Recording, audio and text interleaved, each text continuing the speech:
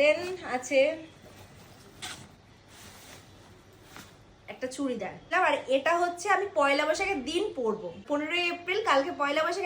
এই চুড়িদারের সেটটা আমি পয়লা বৈশাখের দিন পরবো। এটা হচ্ছে 3 পিস সেট।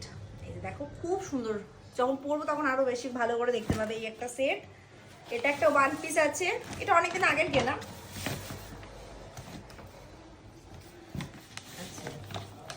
এই দুটো দিয়েছে মা আর বাবা,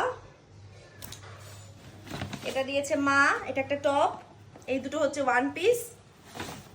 এটা হচ্ছে দিয়েছে দাদা, একটা কুর্তি, শর্ট কুর্তি। যে মা আরো একটা নাইটি দিয়েছে, এই যে মানে পয়লা বৈশাখে নাইটিও হয়েছে আমার। এই যে একটা নাইটি দিয়েছে। এরপরে আর এটা দিয়েছে হচ্ছে আমার বর, এই যে ভীষণ পছন্দ হয়েছে, এটা আমার বর দিয়েছে। এটাও চুড়িদার 3 পিস সেট, এই যে পুরো চুড়িদারটায় কাজ করা, এটা দিয়েছে আমার বর। এই গেল, এই যে এগুলো সব হচ্ছে আমার পয়লা বৈশাখের কেনাকাটা।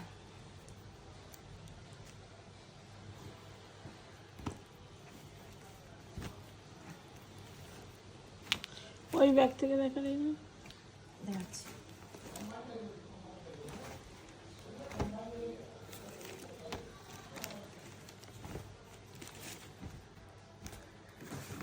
এই হচ্ছে আমার পয়লা বৈশাখের শপিং।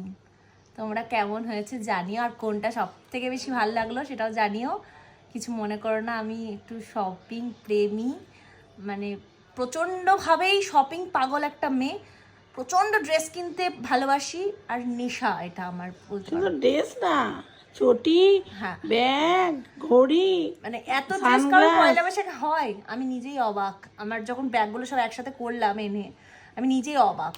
তো এই যে এতগুলো ড্রেস আমি কিনেছি পয়লা বৈশাখে, ড্রেসের সাথে ব্যাগও কিনেছি, জুতোও কিনেছি, ঘড়িও কিনেছি, সবই কিনেছি, কিন্তু ড্রেসটা একটু বেশিই কিনি।